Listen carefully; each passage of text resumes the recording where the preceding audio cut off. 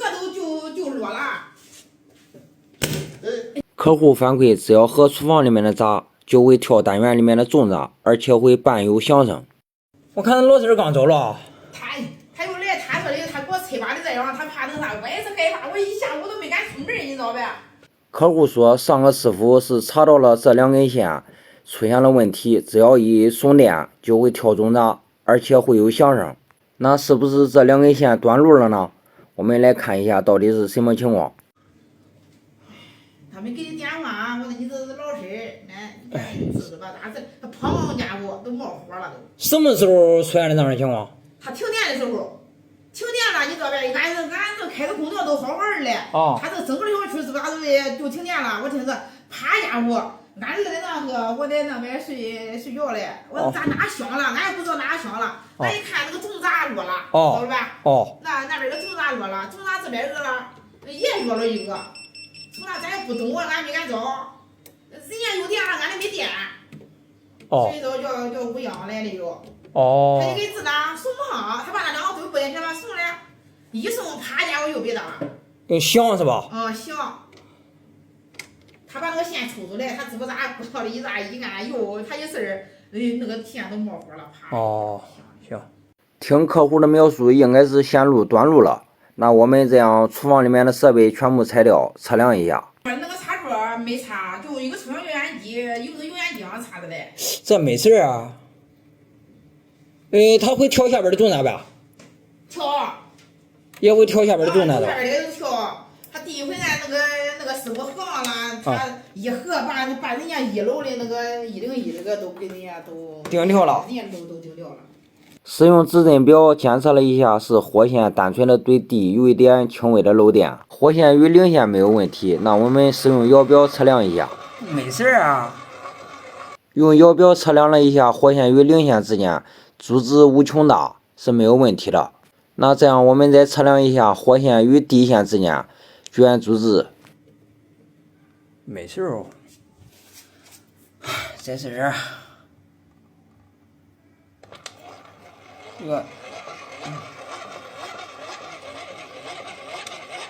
现在测量的是火线与地线之间绝缘阻值为0，这说明火线与地线之间可能存在着短路的现象。现在确定是漏电了。是漏电来的。不是那边线是。漏电了，我再给用这个表再测一下。哪有一个那小这什么东西啊？弄的那些。万用表。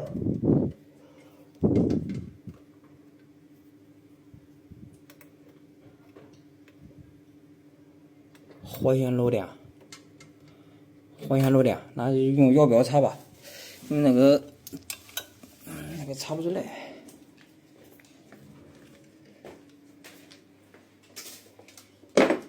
他说你是专业的。哎，啥专业不专业的？你那厨房的几个插座？这一个，这是个开关，这一个，上面一个，上面就这俩。就这俩吗？好。那行，我给你拆开看看。我看你这个插座里边烧黑了啊。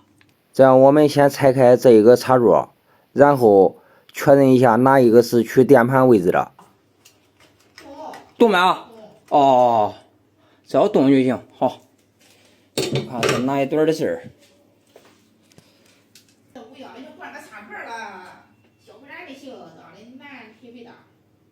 现在测量的线路是往油烟机上方取的那一个插座线路，绝缘阻值是几乎无穷大的。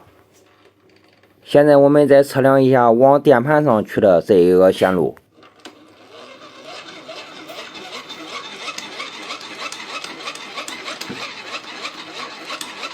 测量的这一个是厨房的主线，绝缘阻值在20兆欧左右，但是表针有一点轻浮摆动。线路的绝缘阻值大于 0.5 兆欧是没有问题的，火线对地是没有问题的。我们再测量一下零线对地。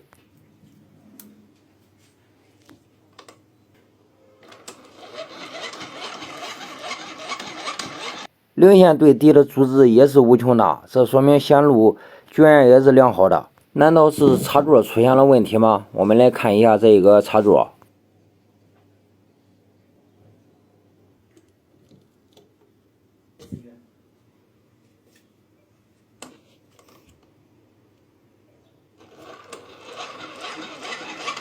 测量了一下插座的火线与地线之间，居然也是无穷大，这么奇怪吗？现在测量是没有问题的，那为什么刚才在电盘位置处测量是为0的呢？有一点不甘心，所以把2根火线并接在一起，重新测量一下。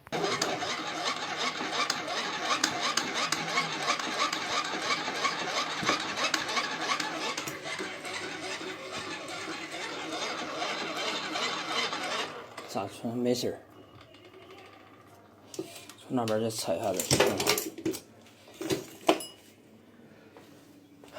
那这个看这线路有一点小症状。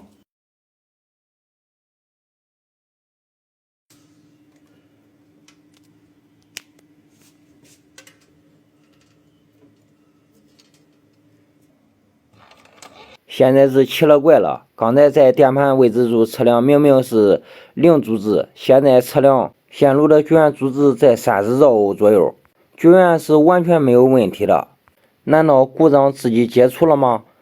现在唯一要做的就是把厨房里面的2个插座重新安装好，然后试电。滴水咱治不了。哪个下了？哪个对？就上次漏点积点。哦，你说一盒这个它原来就香没着？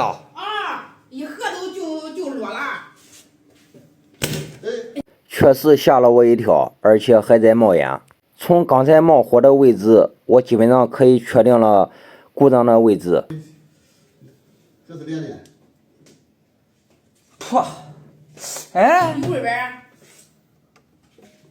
哎，你试试咋没打？哦。行，那你送上电吧，我得把你这个盘盖子给拆了，好嘞。我不知道哪个是俺的，我这个用慢慢的绝缘啊。啊。但是爹从哪落了？在这嘞。他说你那个人说你没洗。我把这个盘盖子卸下来。你昨天你不拿来，你昨天在家吃就完了呗。你还在端嘞，你还在递嘞，真麻烦。这个啥了吗？这是啥吧？你看噻，你在那。这个故障的位置正好是被盘芯挡住了，所以不拆下盘芯是看不到的。仔细看盘芯受伤的位置，被打了一个口子。行了，找到毛病了。咋回事啊？啥？它这个线隔着这个东西了，这个东西刷着绝缘器了。这个刷着绝缘器了，它所以说盘芯上面刷着绝缘器，而且这个线路是长期被盘芯挤压的情况下破皮导致的打火。最重要的一点就是盘芯上面的接地端子没有与盘芯连接。现在穿那个位置不行，直接从这里头穿多好。现在处理的方法是把盘芯下面那一个角给切掉了，这样就不会造成线路继续磨损了。那个就是你的意思，那个线就露出来了，是不是？对，它就是隔的，然后呢，它刷的防锈漆、防绝缘漆啊，这样，哎乖，你看这以前烧的。烧的那一下又给。他的这个我还觉得两回了，那一回是那样，那一回是那个小家里的不行了。直接送上。基本上没事。行了。这样没事了吧？没问题了。现在已经送上电了，客户的厨房里面电器已经正常使用了。本次故障维修结束了，感谢您的观看。有做的不好的地方，希望您能多多指点，多多点评。